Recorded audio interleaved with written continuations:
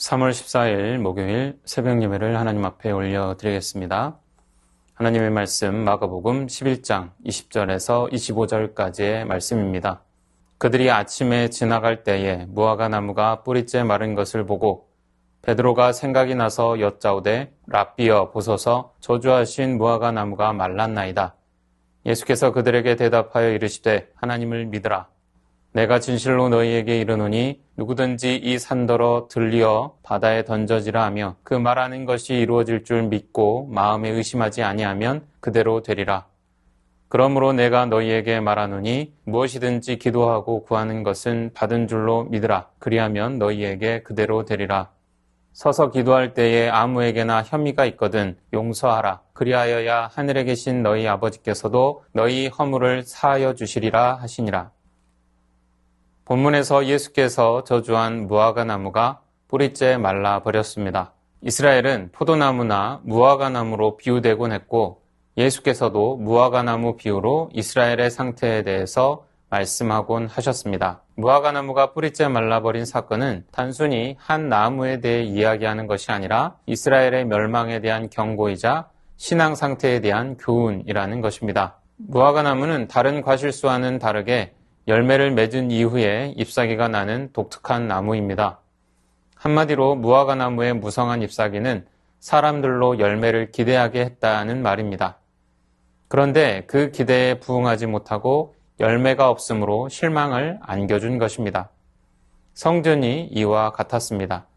무화과 나무처럼 겉으로는 화려하고 결실이 있는 것처럼 보였지만 아무런 열매가 없었습니다. 기도하는 집이라는 이름으로 기대감을 주었지만 이방인들이 상인들의 물건들 때문에 성전 바깥들로부터 쫓겨났던 그곳은 강도의 소굴에 불과했습니다. 성전과 종교 지도자들은 많은 것을 약속했지만 사람들의 영적 굶주림을 만족시켜줄 수 없었습니다. 그로 말미암아 열매 맺지 못한 백성은 뿌리째 말라버렸습니다.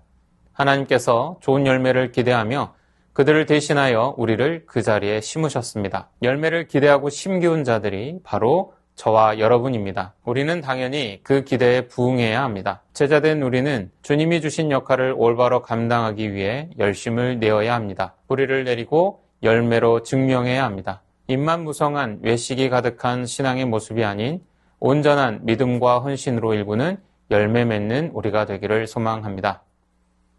마가는 무화과 나무, 즉 이스라엘에 대한 저주에도 불구하고 22절 말씀에서 계속해서 하나님을 신뢰하라고 말합니다. 성전이 파괴된다고 해서 여호와의 임재와 역사가 방해받지 않습니다. 왜냐하면 이제는 성전이 아니라 믿음과 기도가 하나님께로 나아가는 길이기 때문입니다. 성전을 향한 믿음을 저버린다고 해서 하나님을 향한 믿음을 저버리는 것은 아니며 성전이 파괴된다고 해서 기도의 전통이 사라지는 것도 아닙니다. 예수님은 이제 제사가 아니라 기도를 말씀하고 있습니다. 성전 제사는 무너지고 대체되어 이 시대에는 더 이상 드릴 필요가 없습니다. 예수님은 새로운 성전인 제자들의 공동체가 취해야 할 올바른 역할에 대해 말씀하시며 가르치십니다. 기존 성전은 특정한 장소로 한정된 한계를 지녔습니다. 이를 뛰어넘는 신자들로 이루어진 새로운 공동체를 말씀합니다. 기도를 기반으로 하는 새로운 공동체는 본래의 역할을 수행하지 못하고 무너진 성전을 온전히 대체할 것입니다. 24절에 이 명령을 통해 제자들은 진실하고 응답받는 기도가 무엇인지 깨닫고 온전한 공동체가 되어 갑니다. 기도가 진실되게 드려지는 장소는 예수님의 진정한 집인 그리스도인으로 이루어진 공동체가 있는 그곳이라 말씀합니다. 기도하는 집을 약속하신 하나님의 말씀을 그리스도인들이 이룰 수 있습니다. 하나님의 백성으로 이루어진 새로운 집의 역할 중 하나는 바로 믿음이 충만한 기도를 드리는 것입니다. 믿음으로 드리는 기도를 통해 만백성을 위한 집의 역할을 잘 수행하는 여러분 되시기를 소망합니다. 제자들은 또한 용서해야 합니다. 우리는 죽을 수밖에 없는 죄를 용서받은 자들로서 우리 또한 용서해 주는 것이 마땅합니다. 용서가 하나님의 뜻임을 우리는 알고 있습니다. 고로 타인을 용서하지 못한다면 우리의 기도는 하나님의 뜻 안에서 행하는 것이라 말할 수 없습니다. 용서는 믿음과 더불어 응답받는 기도의 조건입니다. 믿음으로 드리는 기도는 만백성을 향해 있고 용서를 행하는 것은 평안히 자리 잡은 포용적인 공동체를 깨닫게 합니다. 새로운 성전된 우리는 믿음과 용서가 근본이 되는 기도가 특징이 되어야 합니다. 믿음과 용서가 수반된 기도를 통해 하나님의 뜻을 이루어가는 우리 되기를 소망합니다.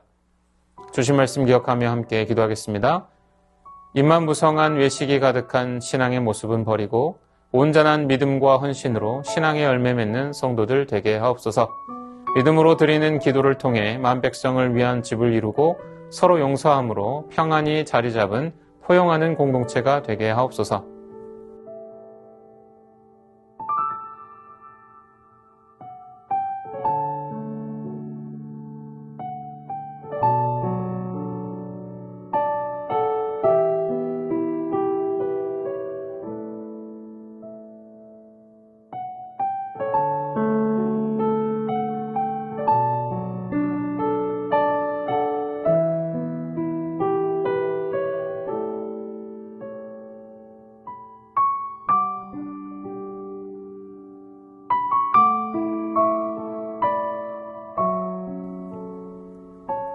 이어서 나라와 열방을 위해서 기도합니다.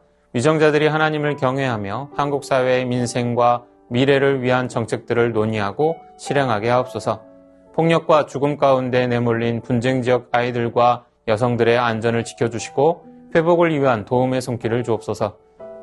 복음 통일을 이루는 대한민국이 되게 하시고 열방을 품는 제사장 나라로서 선교의 사명을 감당하게 하옵소서.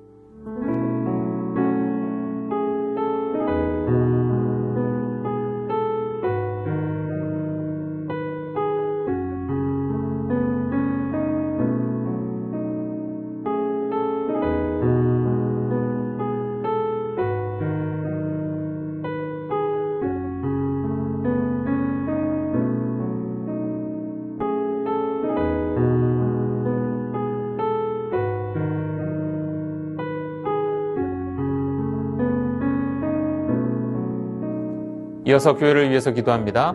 예배가 살아있고 순모임이 활성화되며 이웃과 세상을 섬기는 새순교회 되게 하옵소서. 담임 목사님 영육간에 강건하게 하시고 맡기신 사명 감당할 힘과 능력을 날마다 부어주옵소서. 시니어 어르신들이 더욱 강건하여지고 자신에게 맡겨진 하나님을 위한 일에 더욱 열심을 내게 하옵소서.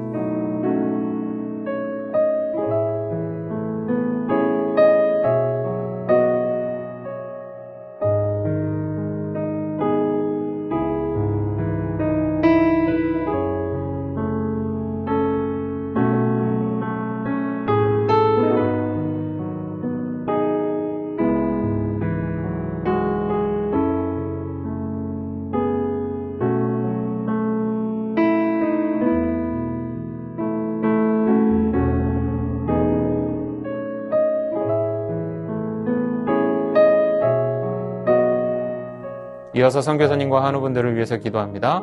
탄자니아 김현석 고미라 선교사님을 위해 사역의 확장으로 매주 이동해야 하는 길이 안전하도록 UAUT 대학 사역에서 맡은 직분을 잘 감당하고 탄자니아 학생들에게 예수님의 사랑을 잘 전하는 생활 되도록 주일 예배에 참석하는 샤론의 배에 큰 혹이 있어 CT를 촬영해야 하는데 필요들이 채워지고 잘 치료받고 건강에 자랄 수 있도록 한우분들을 위해 기도합니다.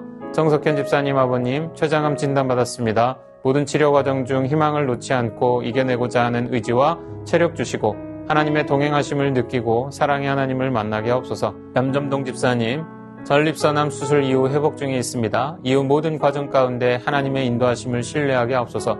조국빈 집사님 직장암 수술 후 회복 중에 있습니다. 암세포를 남김없이 제거해 주시고 완전히 회복시켜 주옵소서.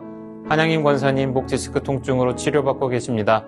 속히 통증이 사라져서 건강한 일상을 사는데 어려움 없게 하옵소서. 최기숙 집사님 유방암으로 항암 중이며 5월 중 수술 예정입니다. 항암과 수술하는 과정 중에 하나님 역사하셔서 깨끗하게 치료되게 하옵소서.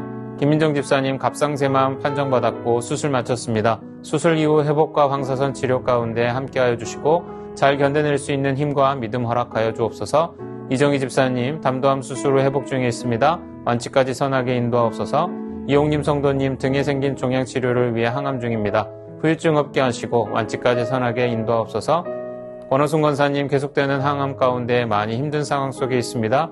면역력이 높아지고 체력이 생겨서 모든 항암의 과정을 이겨내게 하시고 하나님의 역사가 나타나게 하옵소서. 노성빈 형제님, 크론병으로 주사제 치료를 이어오고 있습니다. 피부 발진의 부작용이 더 이상 생기지 않게 하시고 살도 오르게 하셔서 힘있게 생활하게 하옵소서. 이 밖에도 고독 권사님, 최경아 집사님 아버님, 주원숙 권사님, 차영미 권사님, 윤금덕 권사님, 김진옥 집사님 어머님, 이기범 집사님, 강동엽 어린이, 이민환 권사님, 신혜남 권사님, 김인희 집사님, 최혁기 성도님, 이길태 집사님, 김찬준 집사님, 김영자 권사님, 정순근 권사님, 김복남 권사님, 김광순 권사님, 박문천 집사님, 최랑 집사님 아버님, 모든 환우분들의 몸과 마음을 회복시켜 주옵소서. 선교사님과 환우분들을 위해 기도한 후 개인 기도하겠습니다.